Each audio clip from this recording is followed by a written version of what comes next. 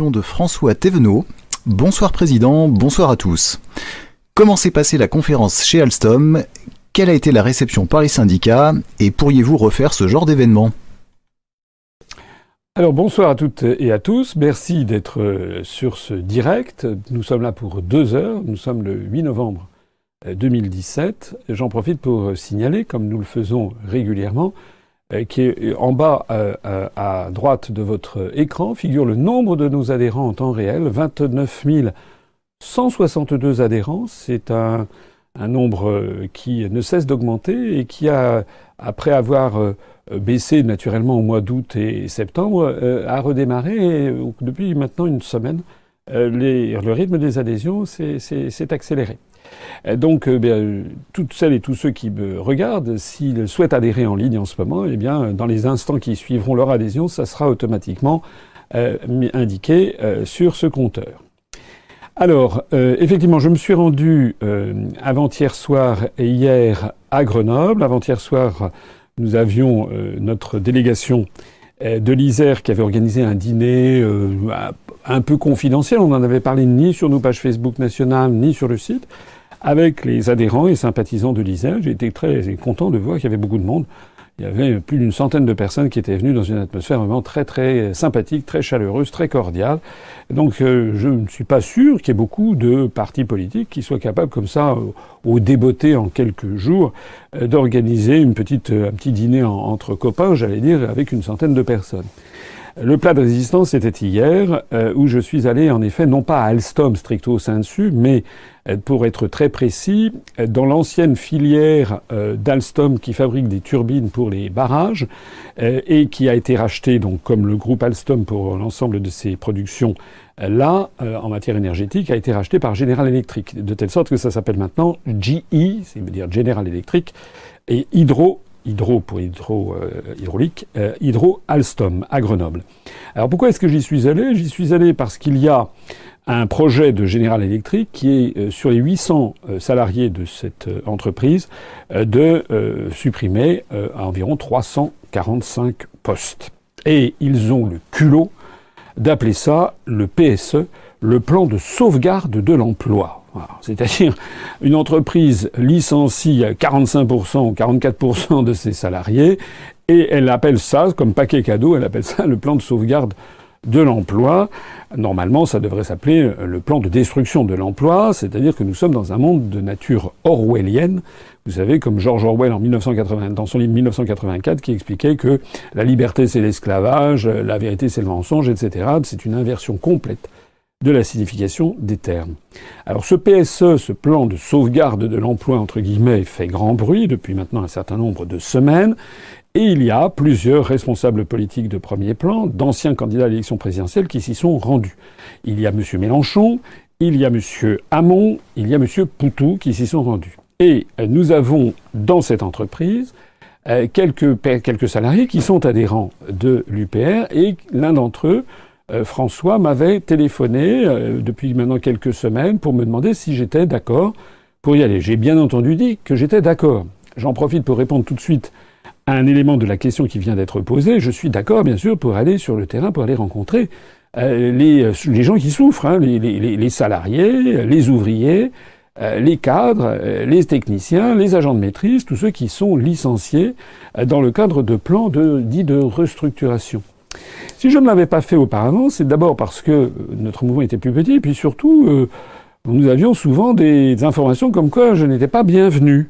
Voilà, je me rappelle, j'avais voulu aller à Forbach il y a 1 an et demi, et puis on m'avait fait savoir que certains syndicats que je ne nommerai pas, mais qui sont proches de certains partis politiques que je ne nommerai pas non plus, avaient fait savoir que j'étais persona non grata.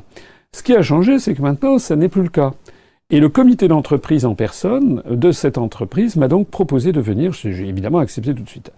Alors le bilan, d'abord j'étais extrêmement bien reçu. Deuxièmement, ce comité d'entreprise, il y a plusieurs syndicats qui sont à l'intérieur.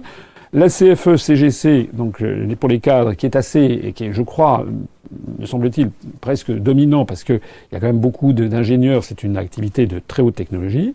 Mais il y avait également la CGT, il y avait d'ailleurs des responsables de la CGT qui sont venus m'écouter, et puis la CFDT, qui était présent.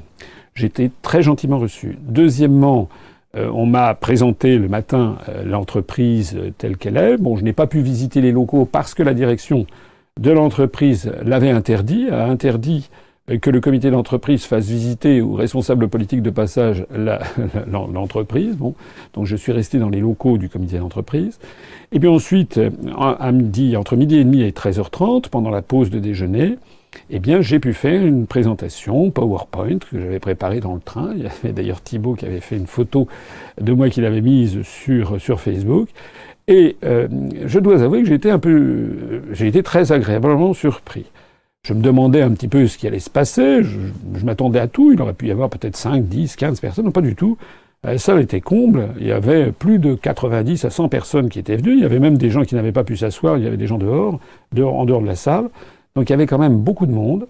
Et tout le monde m'a écouté dans un silence vraiment très impressionnant. Ils ont beaucoup écouté. J'ai fait quelque chose de bref, pour une fois. Ça a duré 50 minutes de présentation où j'ai expliqué que les malheurs de Alstom viennent bien entendu... Alors il y a un film qui est assez formidable qui s'appelle La guerre fantôme, qui d'ailleurs a été présenté dans cette entreprise et qui montre comment la législation extraterritoriale des États-Unis d'Amérique, couplée avec les manœuvres scandaleuses de guerre économique menées par le Department of Justice des États-Unis d'Amérique, couplée avec les soupçons de corruption organisés par l'ancienne direction, que tout ceci a mené à la perte d'un fleuron de l'industrie nationale. Mais dans ce film, sur la guerre fantôme, qui est très bien fait par ailleurs, il n'est jamais mention quand même d'éléments essentiels et que j'ai rappelé, c'est-à-dire la politique des traités européens. S'il n'y avait pas la libre circulation des mouvements de capitaux, s'il n'y avait pas l'article 63 du TFUE, il suffisait au gouvernement français d'interdire à General Electric d'investir en France, et puis c'était terminé. C'est comme ça que ça se passait sous De Gaulle, sous Pompidou, sous Giscard et sous Mitterrand jusqu'en 1992. S'il n'y avait pas eu également la décision de la Commission européenne de demander une privatisation partielle d'Alstom il y a un certain nombre d'années, de 2004, et notamment Bouygues avait pris 21% du capital, et si Bouygues n'avait pas ensuite voulu se défaire de ce capital, nous n'en serions pas là non plus. J'ai donc rappelé un certain nombre de vérités, ou souligné, notamment le rôle des traités européens, le rôle délétère également de la construction européenne. Et ce qui m'a vraiment satisfait, c'est que je n'ai pas eu de haussement d'épaule. J'ai eu des gens qui étaient extrêmement attentifs. Et ça me permet de conclure à quelque chose que j'observe, je le vois un peu partout, c'est que je suis de plus en plus abordé dans la rue, reconnu. Ma notoriété, je pensais que la notoriété allait baisser après l'été, du fait que je ne passe pas dans les grands médias, mais pas du tout. La notoriété, elle continue à se développer, et il me semble que les analyses que je fais, que nous faisons maintenant depuis plus de 10 ans, eh bien, elles commencent à entrer en phase avec les interrogations de l'opinion publique. Bon, alors je vais pas chanter victoire, mais quand même, cette conférence que j'ai tenue devant le comité d'entreprise, je n'aurais pas pu la faire, j'en suis absolument convaincu, il y a 2 ans. Et je pense que même depuis l'élection présidentielle, les esprits ont beaucoup évolué sur la question, et je pense réellement que nous avons le vent en poupe sur cette affaire. Voilà ce que je voudrais dire. Je voudrais remercier le comité d'entreprise, d'ailleurs le secrétaire général du comité d'entreprise et ou sa première collaboratrice viendront à notre université. Non pas qu'ils appartiennent à l'UPR, mais comme nous aurons lors de l'université l'après-midi, nous allons avoir une table ronde qui va être consacrée à la destruction de l'industrie française, à la guerre économique qui nous est livrée. Ils seront là pour apporter un témoignage avec les autres invités que nous vous annoncerons dans quelques jours. Et je redis ce que j'ai dit tout à l'heure. Excusez-moi pour cette réponse un petit peu longue, mais que je veux circonstancier. Je lance ici un appel à toutes celles et à tous ceux qui m'écoutent, en particulier des responsables syndicaux. Nous en avons beaucoup à l'UPR maintenant, quels qu'ils soient de la CGT, de la CFDT, de Sud, de la CGC, CFE-CGC, de Force ouvrière, etc. S'ils sont dans une entreprise où il y a des problèmes sociaux, et si je suis le bienvenu, bien entendu, eh bien, je serai toujours là pour venir expliquer aux salariés la situation telle qu'elle est, les véritables raisons de la situation.